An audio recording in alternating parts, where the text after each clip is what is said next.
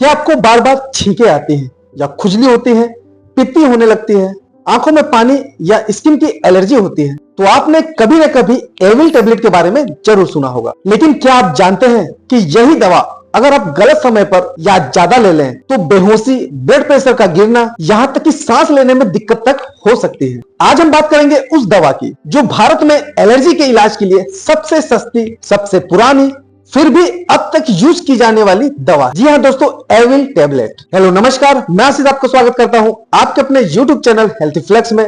जैसा कि आप लोग जानते हैं कि चैनल एक स्वास्थ्य संबंधित चैनल है। इसके अंदर स्वास्थ्य संबंधित सारी जानकारियां आपको दी जाती हैं, जैसे किस बीमारी में कौन सी मेडिसिन खानी है, उसके क्या इफेक्ट है, क्या साइड इफेक्ट है, इसके बारे में बताया जाता है। इसके साथ साथ आपको कुछ ऐसे लाइफ स्टाइल चेंजेस के बारे में भी बताया जाता है कि जिसको अगर आप अपनाते हो तो निश्चित तौर पर आप अपने लाइफ को और भी बेहतर बना सकते हो। तो देर न करते हुए जो भी स्वास्थ्य संबंधित वीडियो देखना पसंद करते हैं, मेरा उनसे रिक्वेस्ट है कि मेरे चैनल को आप जरूर सब्सक्राइब करें, साथ में बेल आइकन दबाकर ऑल पे क्लिक करना ना भूलें, जिससे मेरी आने वाली जो नई वीडियो है उनकी नोटिफिकेशन सबसे पहले आप लोग तक आसानी से पहुंच जाए।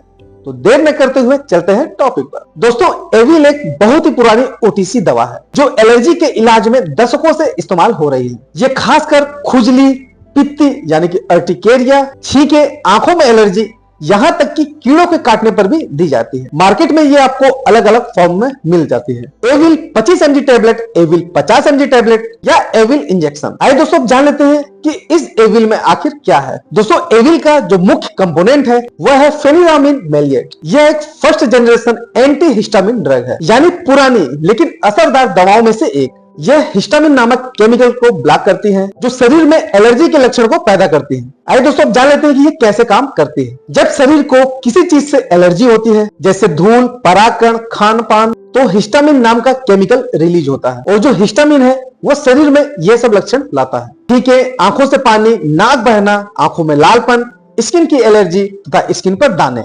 इसके बाद जब दोस्तों हम लोग एंटी हिस्टामिन ड्रग यानी कि एविल टेबलेट को लेते हैं तो ये टैबलेट हिस्टामिन रिसेप्टर को ब्लॉक कर देती है, मतलब एलर्जी को शुरू ही नहीं होने देता, या अगर एलर्जी हो गई है तो उसे तुरंत रोक देता है। लेकिन ये दवा दोस्तों दिमाग में भी प्रवेश कर सकती है, जिसकी वजह से नींद आ सकती है। इसीलिए इसको सेडेटिव एंटी हिस्टामिन ड्रग भी कहते हैं। आइए दोस्तों अब समझ लेते हैं कि इसका इस्तेमाल आप कहां कर सकते हैं। दोस्तों, एविल टेबलेट को इन सभी समस्याओं में दिया जा सकता है। एलर्जी से होने वाली छींक तथा नाक बहने पर, पित्ती यानी कि अर्टिकेरिया, स्किन पर उठे हुए लाल दाने होने पर, खुजली, आंखों की एलर्जी, आंखों का लालपन या आंखों से पानी आने पर, कीड़े काटने के बाद होने वाले सूजन को होने पर। कभी कभी दोस्तों इन दवा का इस्तेमाल ट्रेवल सिकनेस यानी कि मोशन सिकनेस पर भी किया जाता है। इसके साथ साथ दोस्तों अगर कोल्ड तथा फ्लू से होने वाली जो एलर्जी है उन कंडीशन में भी एविल टेबलेट का इस्तेमाल किया जा सकता है। आइए दोस्तों जान लेते हैं कि इसकी डोज कितनी होनी चाहिए। बड़ों में एविल 25 mg तथा 50 mg की डोज को दिन में 2 से या 3 बार दिया जा सकता है, वो भी डॉक्टर की सलाह पर। बच्चों के अंदर उम्र और वजन के हिसाब से डॉक्टर के द्वारा इसकी डोज को तय किया जाता है। इस दवा को भोजन के बाद लेना बेहतर होता है। एविल 50 mg की टेबलेट दोस्तों ज्यादा नींद ला सकती है, इसीलिए अक्सर इसे रात में ही दिया जाता है। एविल टेबलेट को कैसे लें, इसके खाने का क्या तरीका है, आइए इसके बारे में जान लेते हैं। गोली को पूरे 1 गिलास पानी के साथ निगले, भोजन के बाद या सोने से पहले लेना बेहतर होता है। यदि डॉक्टर ने इसका इस्तेमाल दिन में 2 बार करने के लिए कहा है तो आपको 12-12 घंटे के अंतराल पर इसे लेना चाहिए। इन दवा को खाली पेट लेने से पेट में एसिडिटी हो सकती है। दोस्तों एविल टेबलेट को शॉर्ट टर्म रिलीफ में इस्तेमाल करना चाहिए। आइए दोस्तों जान लेते हैं कि इसके साइड इफेक्ट क्या है। इसका जो सबसे सामान्य साइड इफेक्ट है वह है नींद आना, मुंह सूखना, थकान, चक्कर, कभी कभी दोस्तों ध्यान में कमी, ब्लड प्रेशर का गिरना, उल्टी या जी मिचलाना भी हो सकता है। इसकी जो खतरनाक लेकिन दुर्लभ जो साइड इफेक्ट है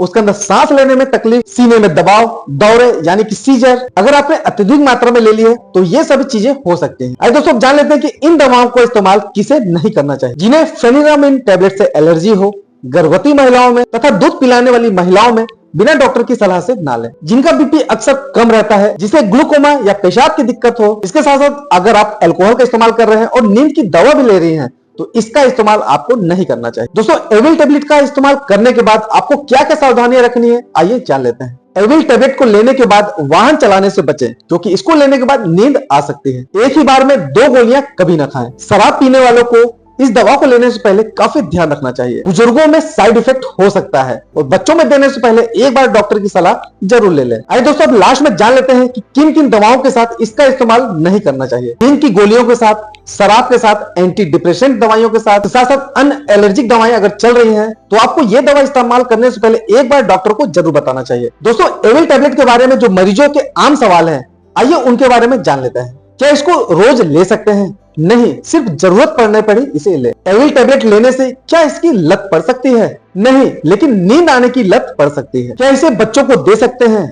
हाँ, इसे बच्चों को दे सकते हैं, लेकिन बिना डॉक्टर की सलाह से नहीं दें। क्या इसका इस्तेमाल करने से वजन बढ़ सकता है? अगर इसका इस्तेमाल बहुत लंबे समय तक कर रहे हैं तो भूख बढ़ सकती है। क्या इसका इस्तेमाल गर्भावस्था में कर सकते हैं? केवल डॉक्टर की सलाह पर ही इसका इस्तेमाल करना चाहिए। तो दोस्तों, अगर आपको एलर्जी से संबंधित कोई भी समस्या है तो एविल एक सस्ती तथा असरदार दवा है, लेकिन इसको लेकर आपके मन में जागरूकता जरूरी है। बिना जानकारी के सेल्फ मेडिकेशन करना आपके लिए घातक हो सकता है। अगर ये वीडियो आप लोगों को पसंद आया हो तो इस वीडियो को आप लाइक करें, ज्यादा से ज्यादा शेयर करें और स्वास्थ्य संबंधित वीडियो देखने के लिए मेरे चैनल को सब्सक्राइब करना ना भूलें। मिलते हैं किसी और टॉपिक पर, किसी और अन्य वीडियो में। तब तक के लिए रहो हेल्दी, जियो हेल्दी। जय हिंद।